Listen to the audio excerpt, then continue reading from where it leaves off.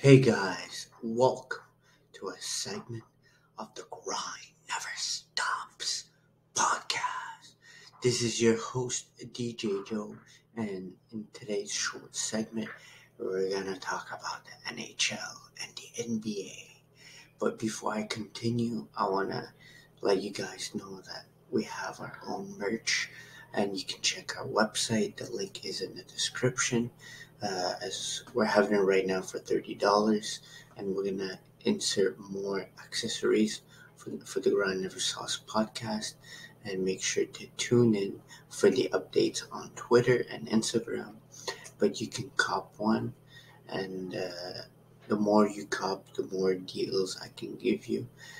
The deal we have right now, if you purchase a hat and a shirt, you get a free Grind Never Stops mouse pad. But other than that, I want to thank everyone who has supported me since day one.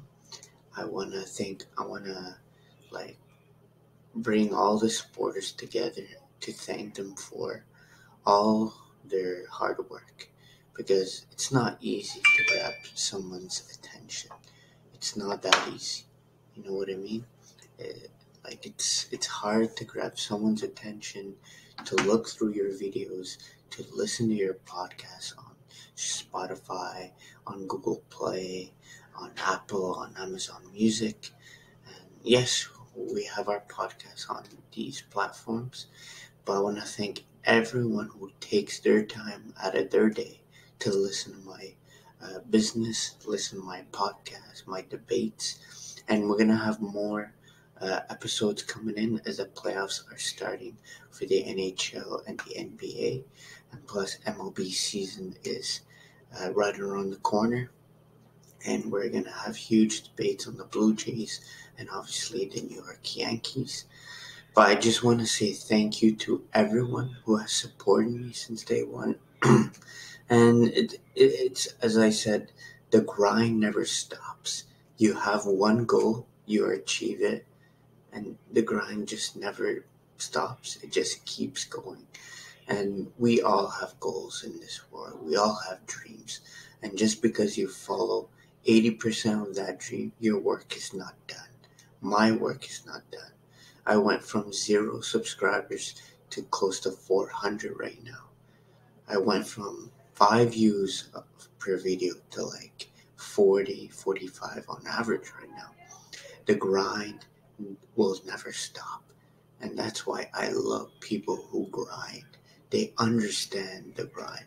Because all you do is bet on yourself.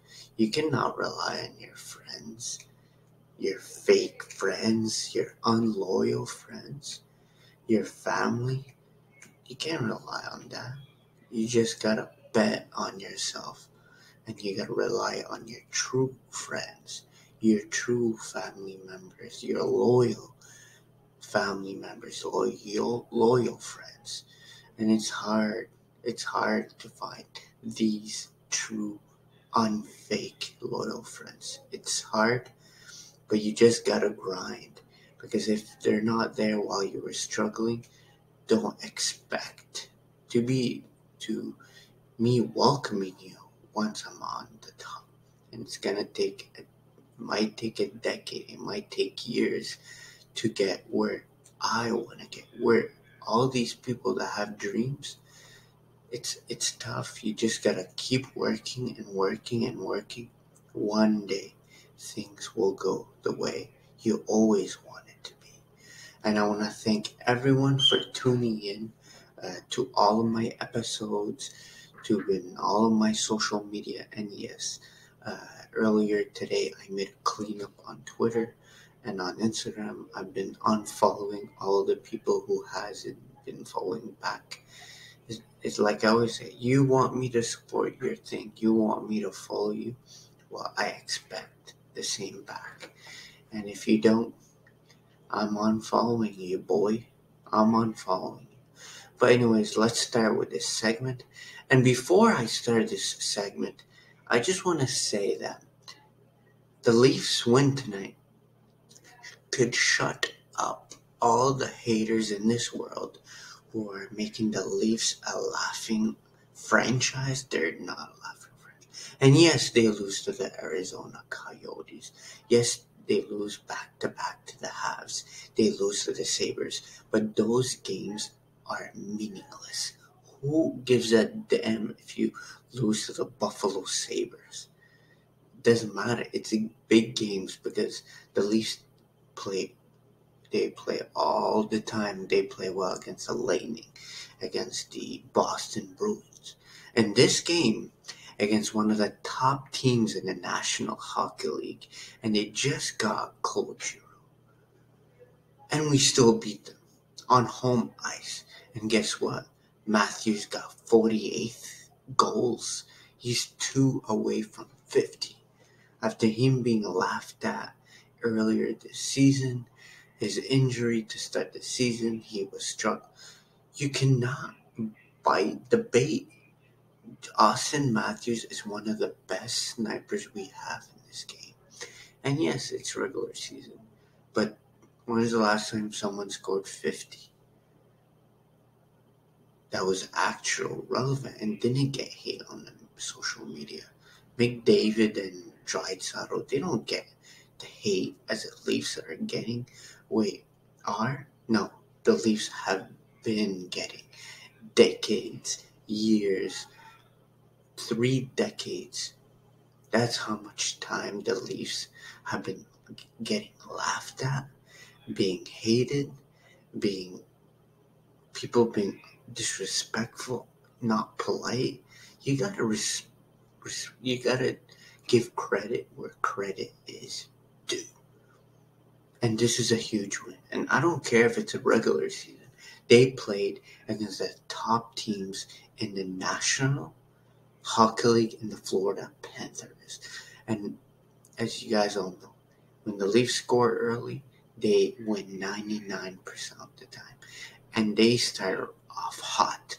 And after having an abysmal loss to the Montreal Canadiens, on the day that the Habs got eliminated from playoff contention, the Leafs lose to them. And it was bad. But I think once Campbell comes back, he's like a 1 week half away from being day-to-day, so he's probably need 2 more weeks. But he'll be there in time for the playoffs. But this was a huge win for the Leafs Nation, baby. The passion that unites us all. So it was a great win by the Leafs, and I really like that pickup. As I said in my last episode, that pickup of Blackwell. He's a great checker. He'll be a great player down the stretch in the playoffs.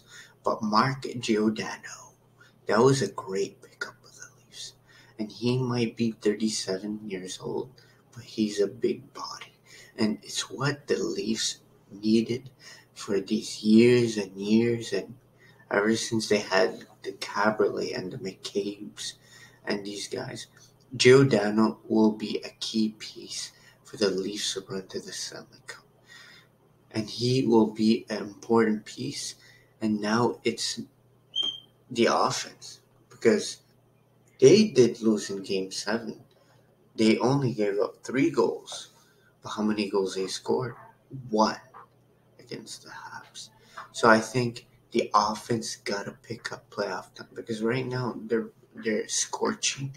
But as of late, they have struggled. But expect the offense for the Toronto Maple Leafs to pick up anytime soon. But that's about it for the NHL. Now let's move on to the NBA. I thought the Lakers could hold the fort until Anthony Davis comes back. But no, they're so bad, man. So bad. Watch the game tonight. I watched the game tonight against the Pelicans, who don't have Zion Williamson. Ben Ingram just returned from injury. You can't blow a 28-point lead on the road against the New Orleans Pelicans. Their best players are Ben Ingram, Toothpick, and fucking CJ McCollum. Really? Damn. But LeBron still scored 39 points and 8 boards, and he was efficient off the floor. But I don't know what Russell Westbrook is doing. I just thought that he's getting a lot of hate, that he's under pressure and all that, playing in Hollywood. But I don't know what he's doing on the floor. I don't get it what Russell Westbrook is doing. He's being a no factor. And yes, he started this game on being efficient, but you weren't brought to be efficient. You were brought to get the guys going, getting your rebounds, your steals, and scoring that 20-30. But he's just a no factor, Russell Westbrook. It's like he's playing as if he was like 40 years old. Like, there's no game, there's no speed, there's no um, chemistry with Russell Westbrook and all of his teammates. There's nothing. And I don't know why they keep putting Malik Monk off the bench and have Austin Reeves start. And I really think that, and I told you guys, they need to start LeBron James at point, Malik Monk, Carmelo Anthony. And when AD comes back, have him start the 4 and have Dwight Howard start in the 5. And have Russell Westbrook off the bench. And when Kendrick Nunn comes back from injury, when he comes back, you should give him the starting position. Because right now, Russell Westbrook is like a no-show. Is playing like garbage. And I'm not calling Russell Westbrook, because that's just disrespectful. And especially when he doesn't like being called that. We're not going to call him Russell Westbrook. We're just going to call him his play. And he knows this. He knows that he's not playing well. And maybe he's trying to get himself out of there. Well, guess what? He's going to be out once the season concludes. And if AD does not return, it's just too much work for LeBron. If they play the play-in, either they play the Minnesota Timberwolves or they play the Clippers, it's going to be a mess. It's going to be an embarrassment to the fans, to the league. And if I were you, I'd just tank, just shut down LeBron. If AD is not going to return, and if you're going to see this Russell Westbrook playing like this garbage, it's best to shut down LeBron James and move on from this embarrassing season. And this season was supposed to be a great season for the Los Angeles Lakers. But just LeBron's playing the best basketball of his career, shooting-wise. He's the man's 37 years old and averaging 30 points a game. This guy's doing his all. But it's not enough. It's not like the LeBron Cleveland. Maybe you could see that once the playoff starts, the play-in. Maybe you might see that. But Lakers need AD. It's just the bottom line. They need Anthony Davis. But I really think the Lakers will listen to offers and will flirt with trading Anthony Davis and Russell Westbrook. Because what has AD done? Yeah, he gave you a title in that bubble season. But other than that, and even that bubble season, he missed so many games. He has missed many, many games. And I think the Lakers are just wasting time right here. And I think they need to just listen what they could get for AD and Russell Westbrook. And obviously, Russell Westbrook is not going to return like this. Because if Russell Westbrook doesn't go out, I don't think LeBron and AD want to be there. And it's not about Russell Westbrook here. It's about AD as well. He has missed so many games. It's not even funny anymore. He has missed so many games. And the way Lakers are playing right now is so garbage They had a good lead against the Wizards. They lost. They had a good lead against right now. They had a 28-point lead against the New Orleans Pelicans, and they couldn't hold them. They benched LeBron, and things turned into a whole hypocrisy, a whole fucking mess. Sorry my language, but it just turned out to be a big, big mess for the Los Angeles Lakers. And they need to pick it up now because there's 8 games left this season. The playoffs, they haven't, they for sure won't clinch the playoffs for sure. First they have to go play in a play-in. Either they play the Minnesota Timberwolves or they play the LA Clippers. And the Lakers need to win because if they're in the 7th or 8th spot, they have a chance. 2 games, because remember, the play-in, the 7th and 8th team, they have 2 chances. Because the 7th will play the 8th, and the 9th will play the 10th. So the 9th and 10th, they need to win 2 games to advance. But the 7th and 8th, all they need is to win once. And if they lose once, they still have a chance. So it's like a 2 elimination game for the 7th and 8th. And that's what the Lakers need to stop losing. Because right now, that 7 and 8, 2 chances to play in the play-in is slipping away for the Los Angeles Lakers. So the Lakers need to step it up. But there's a team that I want to talk about, which is the Minnesota Timberwolves. They don't have a true superstar, Hall of Famer, no. They got chemistry. Karl Anthony Towns is playing out of his mind this season and as of late. The Ant-Man, Anthony Edwards, has played magnificent since last season. D'Lo is aight, but he's been filling what he was brought into. And yes, he won't take 50 shots a night, but if he's gonna hit that 3, it means the Timberwolves need that 3. But D'Lo has been holding the fort as well. So, one player that no one likes is Patrick Beverly, who is a liability on the offensive end. But defensively, he is a good man. So that, like Patrick Beverly is playing a key role for these Wolves being a spot in the play-in.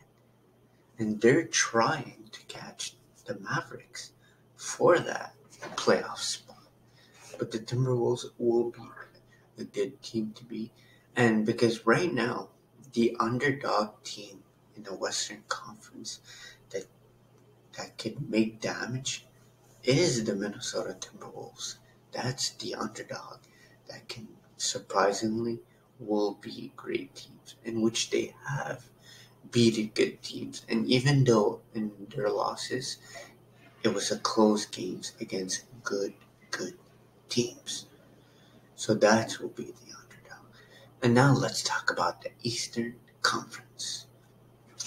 And before I talk about this game between the Brooklyn Nets and the Charlotte Hornets, I would like to say that the NBA TV analysts need to relax, because before this game, they said that Kyrie Irving expected to score 40, 50. No, KD will go for 40. No, you guys think Kyrie Irving is like the next god on this? It's like the next NBA god that he's averaging 40 points a night. No, he's not. These guys, Isaiah Thomas and Steve Smith and the other guy, whoever his name is, you can't disrespect the Charlotte Hornets. And that was so disrespectful. Like, You think Hornets is a trash team and they're just going to come to the Barclays Center and let Kyrie Irving get in his groove and drop 40, 50? Are you nuts? Are you out of your mind? And I respect Kyrie Irving. I like Kyrie Irving. But you cannot disrespect Charlotte Hornets. And guess what? They came into the Barclays Center and they beat the Brooklyn Nets after the Nets had a huge first half lead. And Kyrie Irving did not play a great game. He did not play a great game, gentlemen. Like, this is so disrespectful, man, that you want to say that Kyrie Irving is going to play home for the first time. And I applaud him.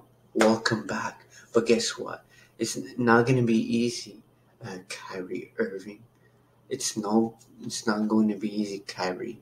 And I feel that's disrespectful because the Hornets are not a garbage team. Like maybe the Golden State Warriors, if they didn't have Clay, Dre, Steph, Iggy, Wiggins, Kevin. Yes, I get it. But this is a healthy Hornets. Not healthy as they're missing Gordon Hayward. But Kyrie Irving did not have. Look at here. So Kyrie Irving tonight, boys, had 16 points on 6 for 22 shooting in 40 minutes. So this goes to say, yes, Kyrie Irving scored 60 against Orlando, scored 50 twice already. I get it. But yes, Kyrie Irving scored 50 the last time he played in Charlotte. But what is the scouting report for the Charlotte Hornets? They give a scouting report to the Hornets one day during practice. Okay, you're going to face the Brooklyn Nets. Do you think that their scouting report was to guard Bruce Brown, to guard Steph Curry off the pick and roll, to guard KD off the fast break? Everyone knows the scouting report is all about Kevin Durant. But the scouting report for this one was Kyrie Irving. Was Kyrie Irving the flatty earth thing that he starts, the unvaccinated, making his home debut? Everyone's tuning in for that one. So the scouting report is Mr. Kyrie Irving.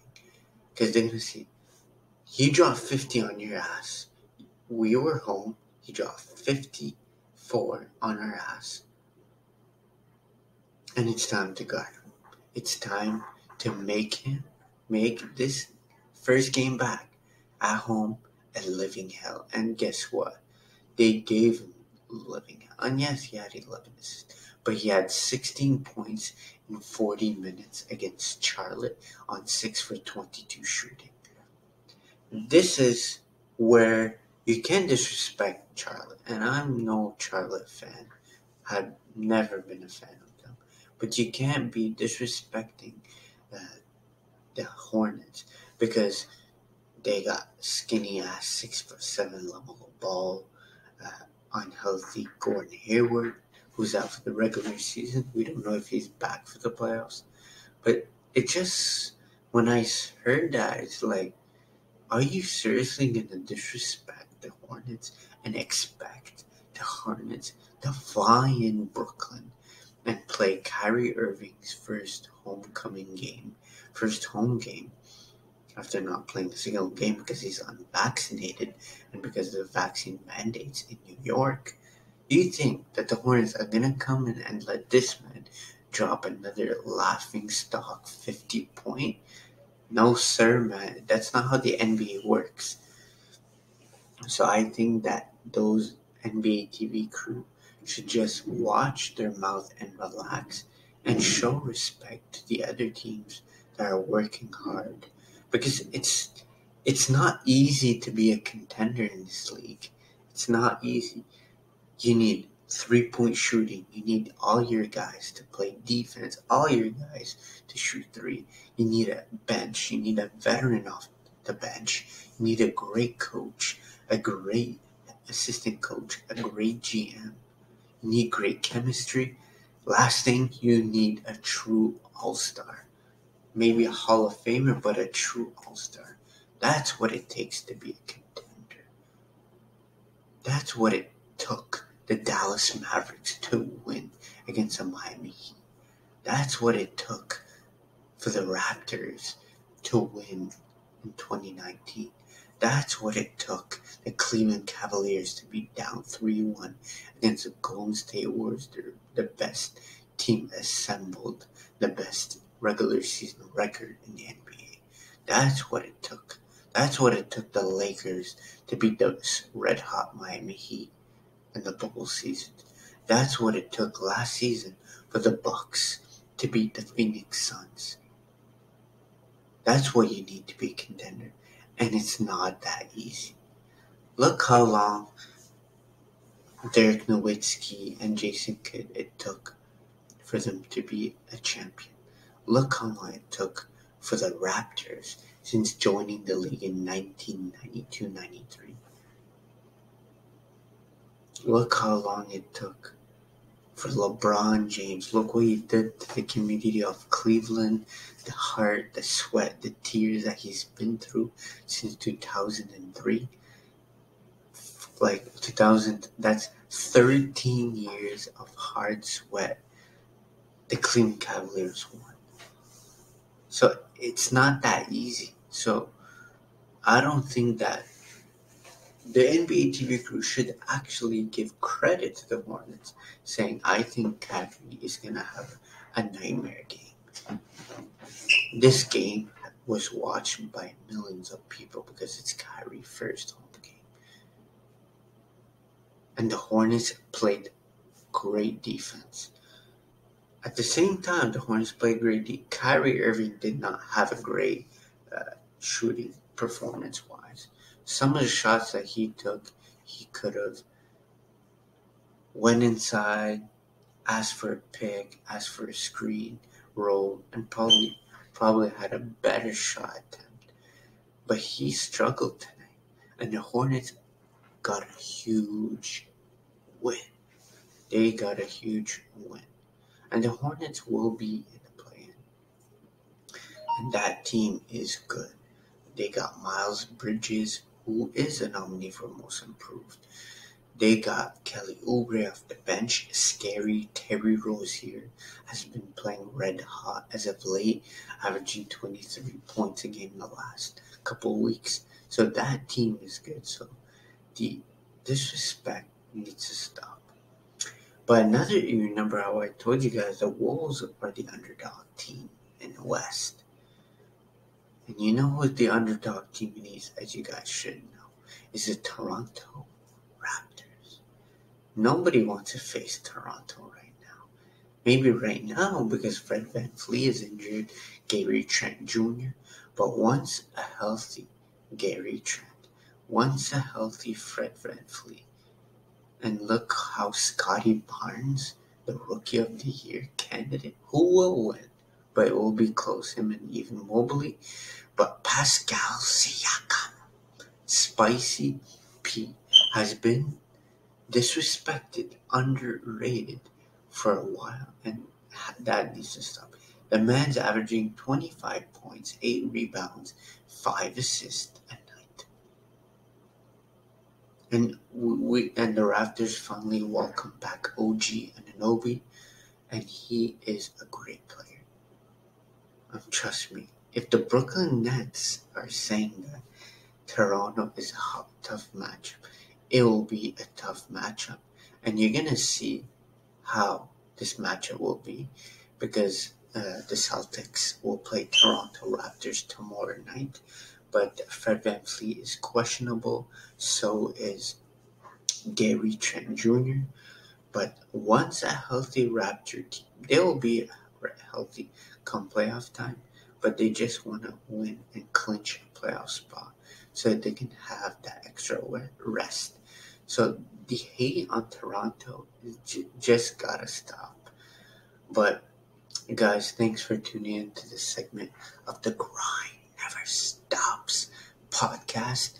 This is your host, DJ Joe, and again, don't forget to hit that like button, smash that subscribe button, share, and check us out on your podcast media platforms and help us get to 500 subs as we're at 390 subscribers on YouTube.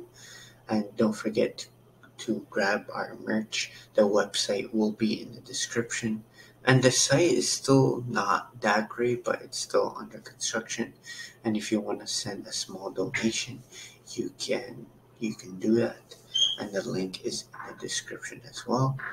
And to all you people who are working hard, keep grinding because the grind never stops. This is your host, DJ Joe, signing out. Mamba out.